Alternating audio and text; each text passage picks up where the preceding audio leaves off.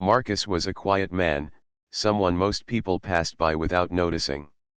He worked as a janitor in a huge building owned by one of the richest men in the city, Mr. Harrington. Every morning before the sun rose, Marcus would wake up, put on his old uniform, and walk to the bus stop. The bus ride was long and sometimes tiring, but he never complained. He believed that hard work was a way of life, something he owed not only to himself but also to his young daughter, Amara. Life had not been easy for Marcus. He grew up in a small town, where opportunities were rare.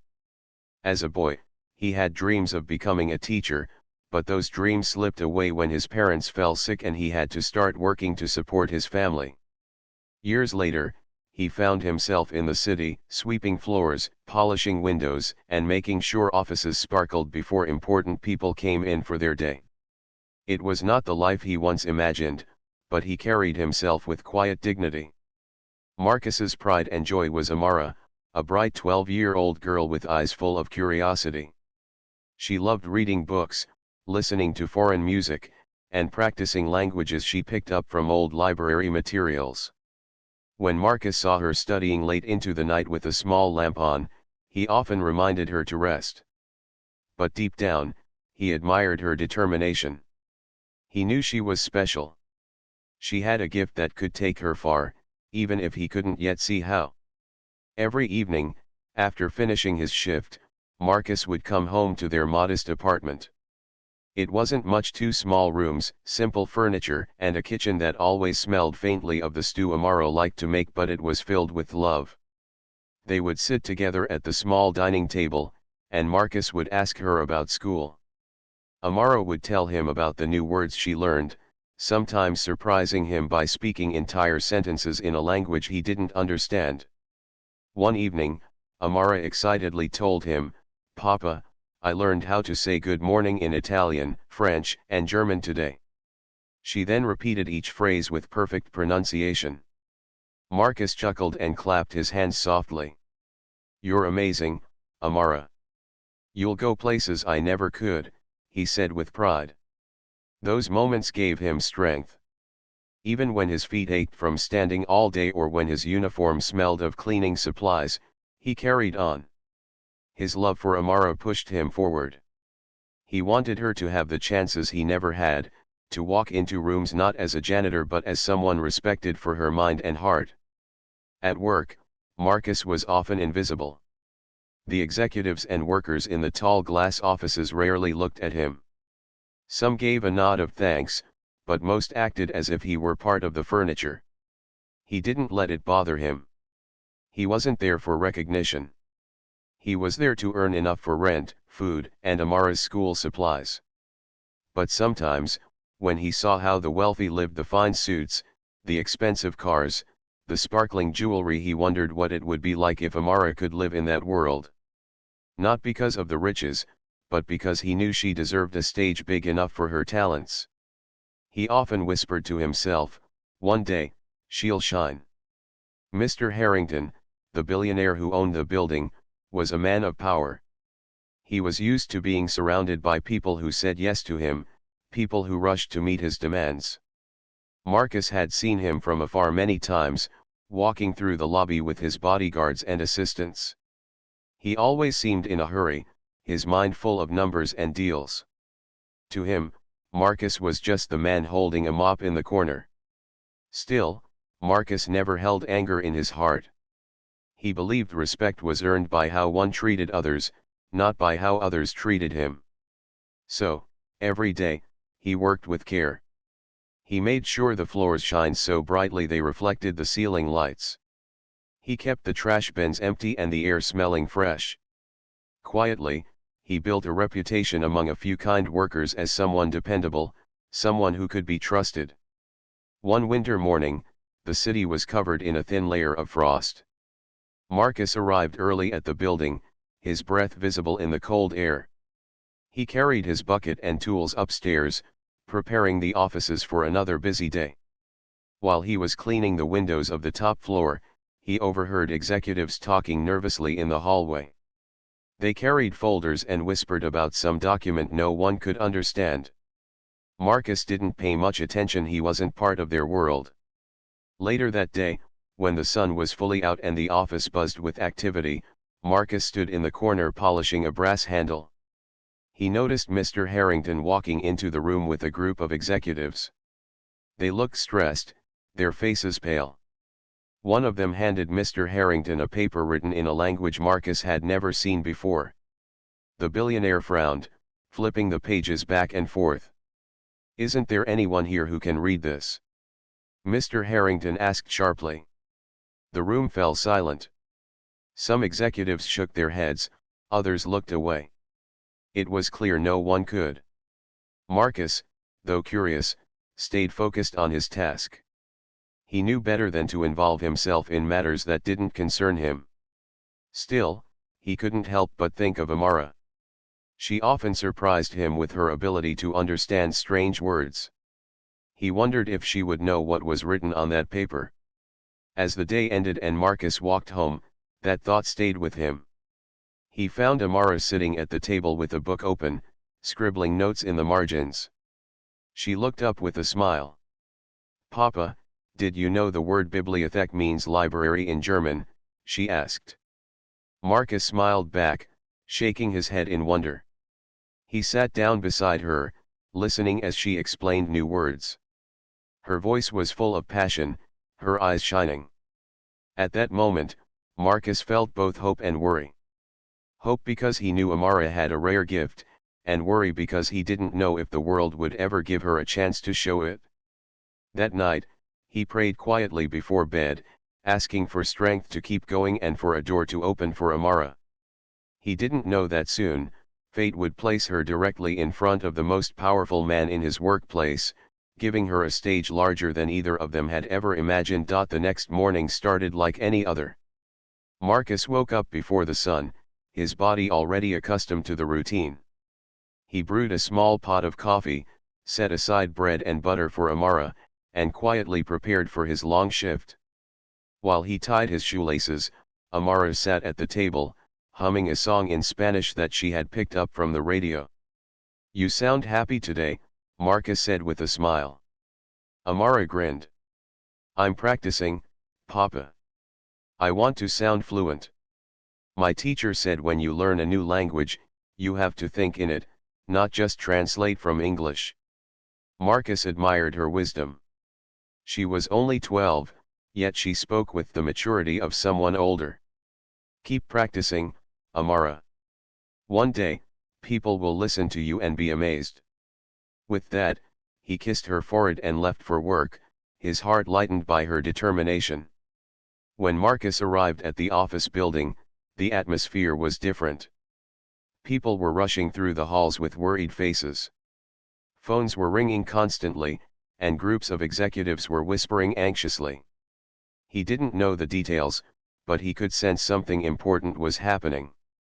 While he was polishing the marble floor in the grand lobby, he overheard a receptionist speaking nervously into the phone.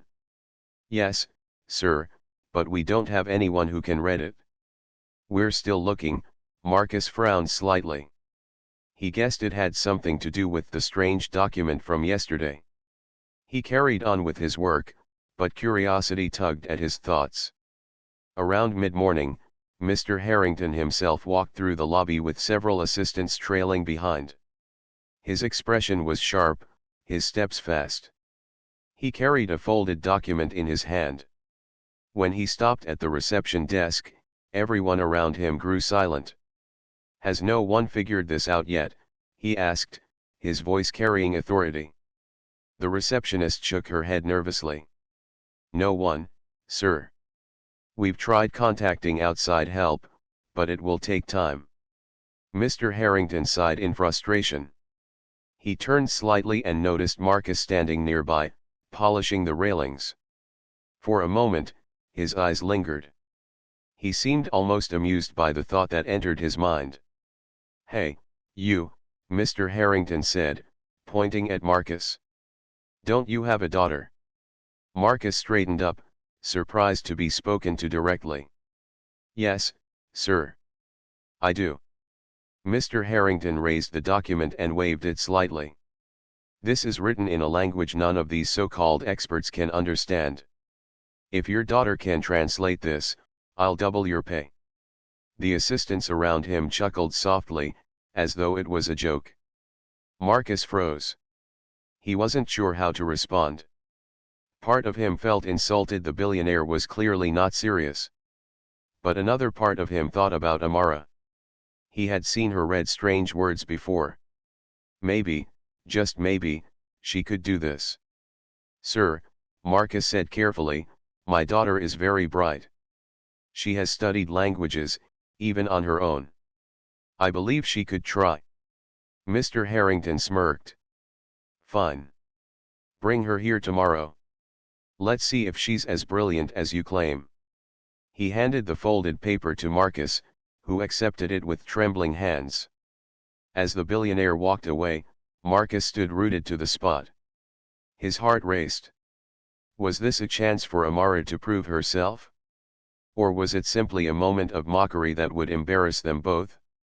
That evening, Marcus walked home with the paper clutched tightly in his bag. His thoughts were heavy, but his steps quickened the closer he got to their apartment. When he entered, Amara greeted him with her usual bright smile. But when she noticed his serious expression, her smile faded. Papa, is something wrong? She asked gently. Marcus sat down at the table and slowly pulled out the folded document. He placed it in front of her. Amara, I need you to look at this. At work today, the boss gave it to me. He wants to know what it says. He said, if you can translate it, he'll double my pay. Amara's eyes widened. She picked up the paper and studied the text. The words were long and unfamiliar to Marcus, but Amara's face lit up with recognition. Papa, this is in Italian. I've been learning it. Marcus leaned forward. Can you understand it?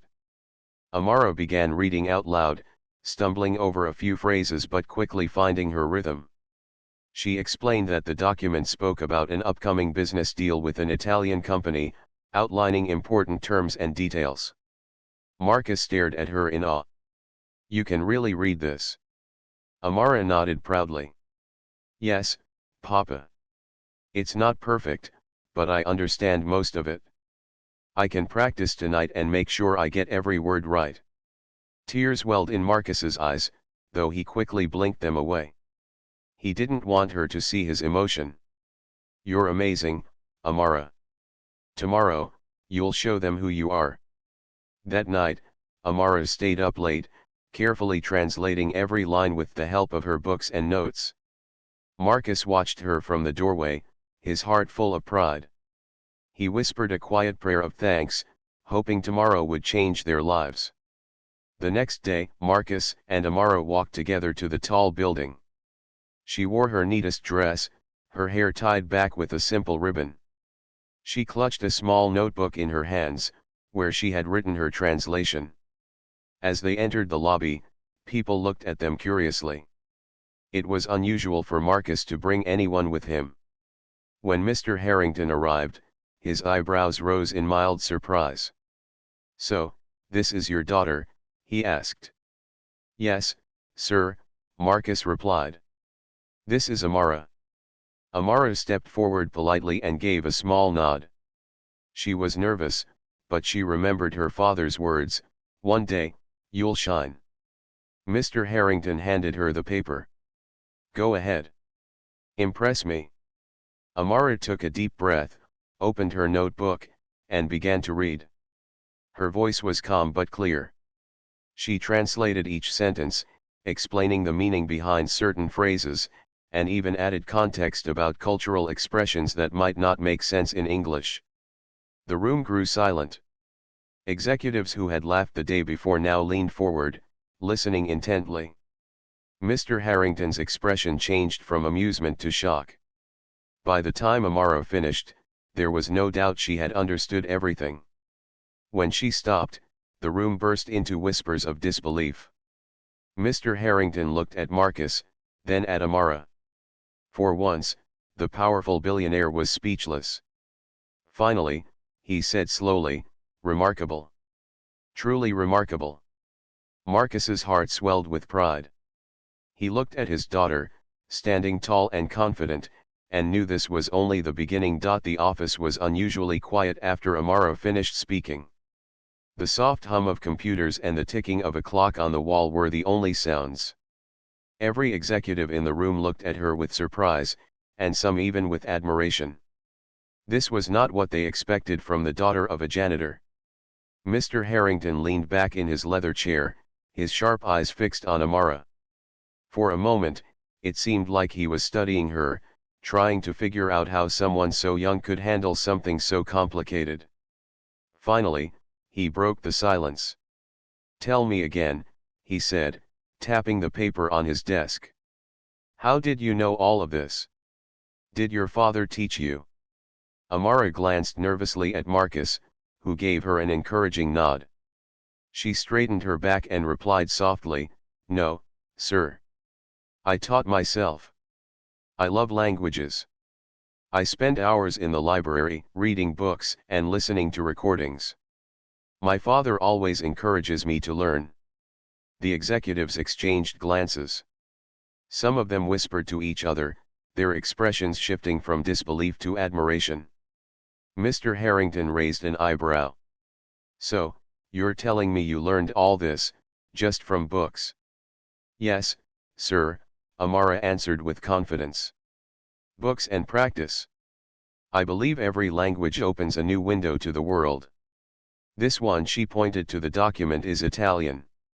It has its own rhythm, its own beauty. I wanted to understand it, so I worked hard until I could." The room went silent again, but this time, the silence felt different. It wasn't the silence of doubt, it was the silence of respect. Marcus stood quietly at the side, his chest swelling with pride. He had always known Amara was special, but seeing her in that room, speaking so clearly in front of powerful people, made his heart ache with joy.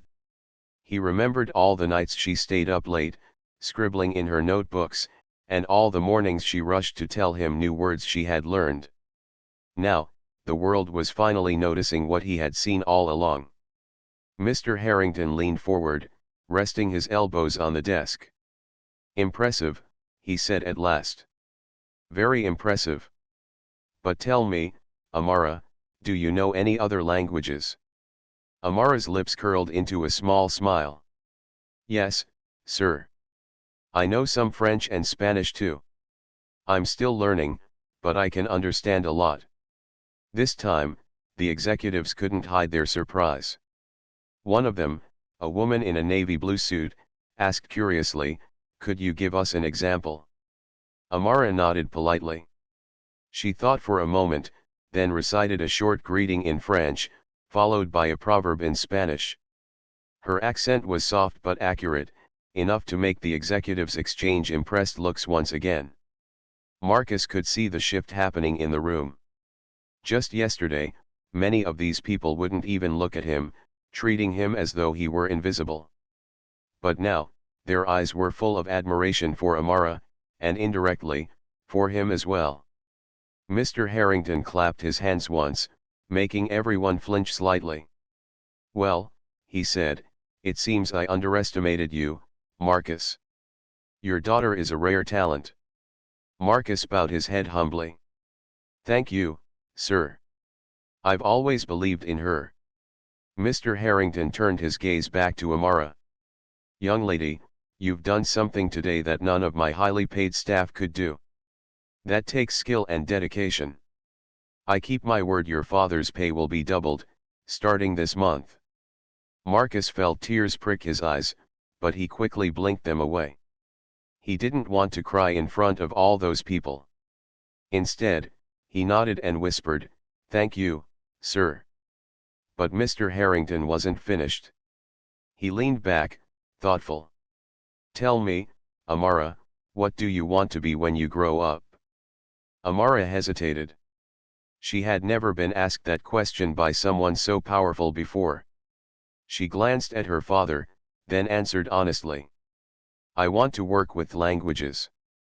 Maybe as a translator, or maybe teaching others." I want to travel and learn more about the world. The billionaire nodded slowly. Good answer. Ambition is important.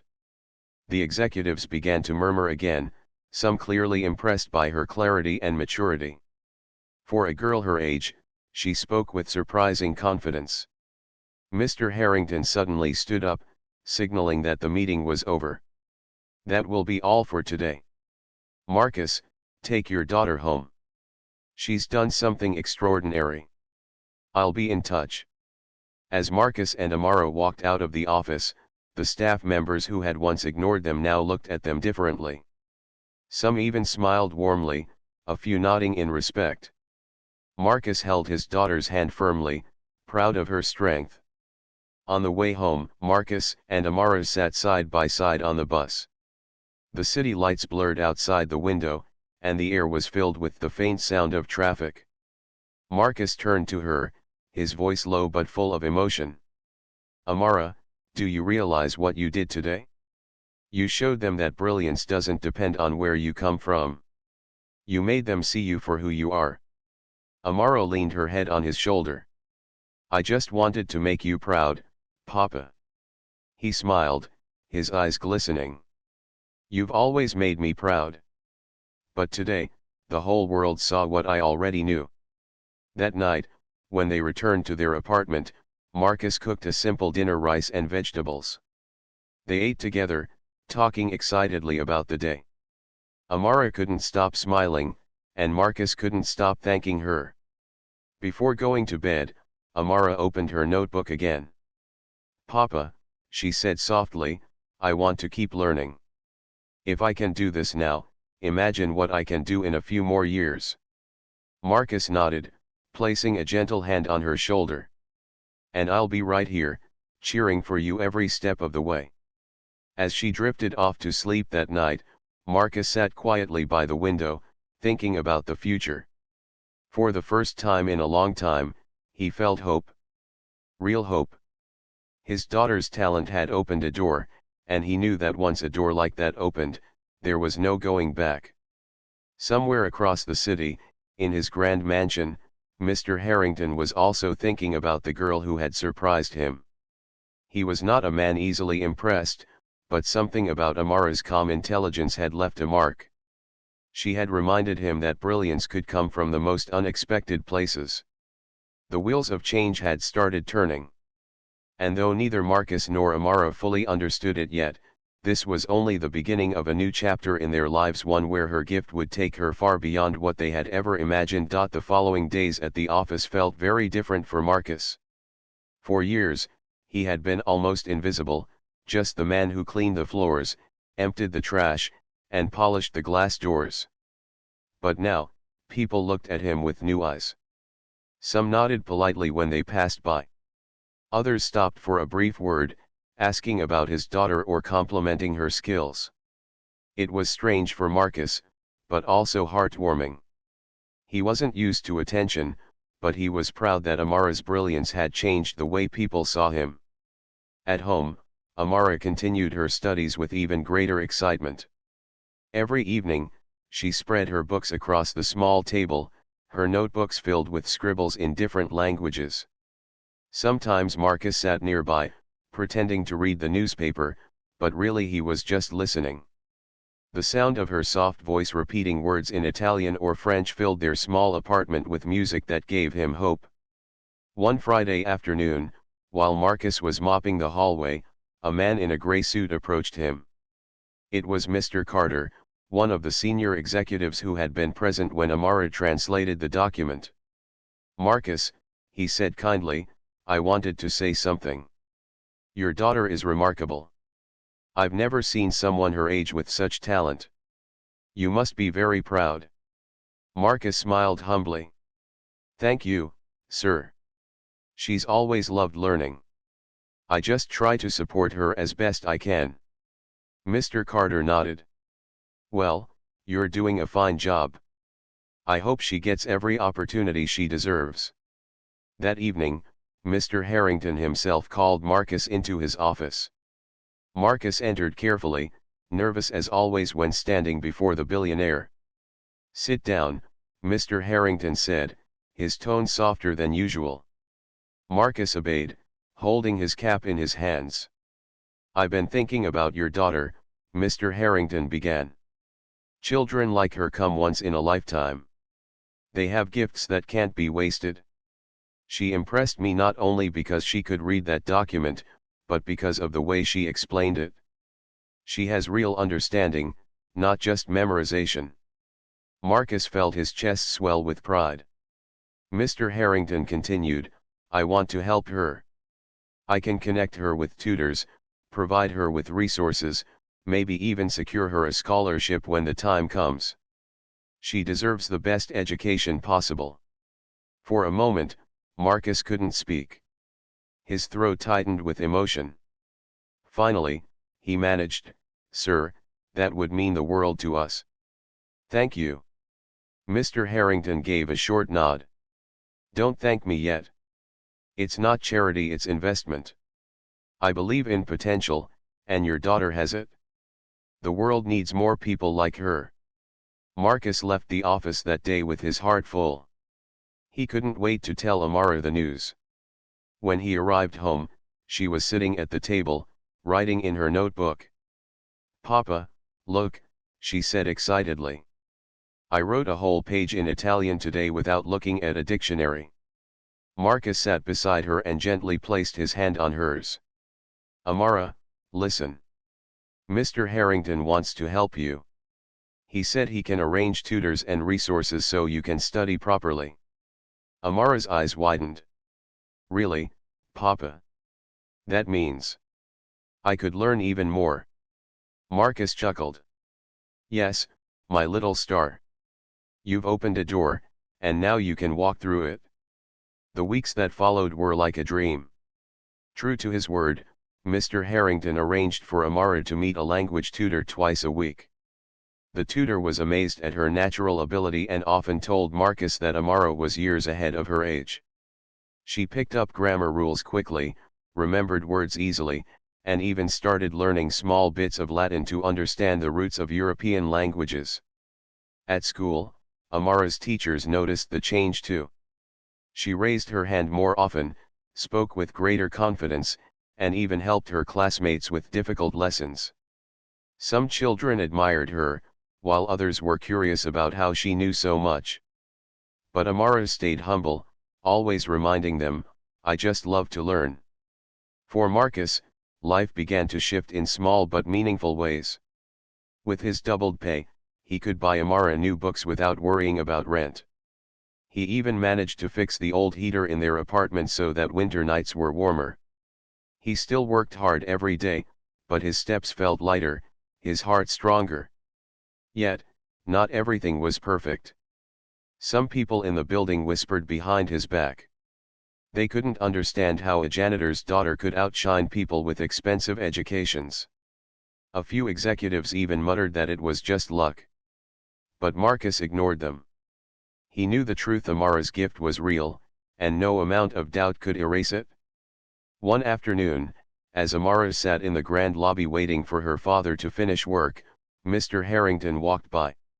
He stopped and smiled at her, something he rarely did for anyone. "Studying again?" he asked, noticing the open book in her lap. Amara nodded shyly. "Yes, sir. I'm practicing French verbs." Mr. Harrington chuckled softly. "Good. Never stop learning, young lady. One day, knowledge will open doors for you that money alone cannot." Amara looked up at him with bright eyes. "That's what Papa always tells me." The billionaire gave Marcus a glance, and for the first time, there was respect in his eyes. Respect not just for Amara, but for the man who had raised her with such dedication. That night, when Marcus and Amara walked home together, the city streets seemed brighter. Amara skipped ahead, humming in another language, while Marcus followed with a proud smile. "Papa," she said suddenly, turning to him, "do you think one day I can go to another country and speak their language like I belong there?" Marcus's throat tightened. "Amara, I believe you can do anything. You've already shown me that nothing is impossible." She beamed and held his hand. Then I'll work hard until that day comes. Marcus didn't answer right away. He just squeezed her hand tighter, silently thanking the heavens for giving him a daughter who turned his struggles into joy. In the weeks that followed, the whispers of doubt in the office slowly faded. People began to accept that brilliance could come from anywhere, even from the daughter of a janitor. And Marcus noticed something else too. Some workers began treating him with more kindness. They asked about his day, offered him coffee, and even stopped to chat. He knew it wasn't just about him. It was about Amara. She had reminded everyone that behind every quiet face, there might be a story worth noticing. And though Marcus never asked for recognition, he accepted these small changes with gratitude. For the first time in many years, he felt not invisible, but seen. What he didn't know, however, was that Amara's journey was just beginning. The world outside their little apartment was vast, and soon, bigger opportunities would come knocking. The days slowly turned into weeks, and the weeks into months. Life had changed in quiet but meaningful ways for Marcus and Amara. Their small apartment still had its old walls and creaky doors, but the atmosphere inside was lighter, filled with hope instead of worry. Marcus no longer carried the heavy burden of fear about paying the bills. With his doubled pay, he could cover rent on time, buy enough food, and even surprise Amara now and then with a second-hand book or a new notebook. But the biggest change was in Amara herself. She had blossomed. With the tutors Mr. Harrington arranged and the encouragement of her teachers at school, she grew more confident every day. She began speaking with ease in Italian, French, and Spanish, switching from one language to another as though it were natural. She filled notebook after notebook, not just with vocabulary but with stories and reflections written in different tongues. Marcus often sat quietly at the table, pretending to read the newspaper, while secretly watching her scribble down sentences with a look of deep concentration. In those moments, he saw more than just his daughter studying. He saw the promise of a brighter future. A future where her gift could take her to places he had only seen on television or heard about in passing conversations. One Saturday afternoon, Marcus and Amara were invited to Mr. Harrington's mansion. The invitation had surprised Marcus, who had never imagined setting foot in such a place. He wore his best shirt, the one he usually saved for special occasions, and Amara wore a simple but neat dress. As they approached the mansion, Amara's eyes widened at the sight of the grand gates, the long driveway lined with trees, and the fountain in front that sparkled in the sunlight. "Papa," she whispered, clutching his hand, "it's like something from a storybook." Marcus smiled nervously. "Yes, my little star. But remember, it's just a house, no matter how big. What matters is the people inside." When they entered, Mr. Harrington greeted them warmly, something Marcus had never expected from the billionaire. He shook Marcus's hand firmly and bent slightly to speak to Amara. "Young lady," he said with a rare smile, "I'm glad you came. I wanted you both to see something." He led them to his private study, a room filled with shelves of books in every language imaginable. Amara's eyes sparkled as she scanned the titles: dictionaries, novels, history books, and rare collections from around the world. "This," Mr. Harrington explained, "is my personal library. It has helped me in many ways over the years. But I think someone like you could appreciate it even more." Amara stepped closer, her small fingers brushing over the spines of books as though they were treasures. "It's beautiful," she whispered. Mr. Harrington watched her with interest. "I want you to have access to this library whenever you wish. Knowledge should never be kept away from those who seek it." Marcus felt his throat tighten with emotion. Never in his life had he imagined such generosity being extended to his daughter. He bowed his head in gratitude. "Thank you, sir. You have no idea what this means to us." In the weeks that followed, Amara visited the library often.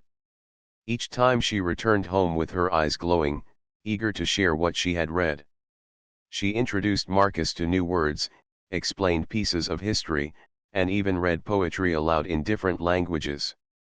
Their small apartment became richer, not with material things, but with knowledge, dreams, and laughter. One evening, as Marcus watched her reading by the lamp, he whispered, "You're going to change the world one day, Amara." She looked up and smiled. "I just want to make you proud, Papa." "You already have," he replied softly. But Amara's journey did not stop there. News of her talent spread quietly. A local newspaper ran a story about the janitor's daughter with a gift for languages. Soon after, a community group invited her to speak at their event. She stood in front of a small crowd and shared her love for learning, switching effortlessly between English, Italian, and French. The audience applauded warmly, and Marcus sat in the back row, his hands clasped tightly, tears shining in his eyes. That moment was more than just applause, it was recognition. Recognition that brilliance could rise from the simplest of homes, that gifts could be hidden in unexpected places, waiting only for a chance to be seen. At work, Marcus noticed something too. People who had once ignored him now stopped to ask about Amara's progress.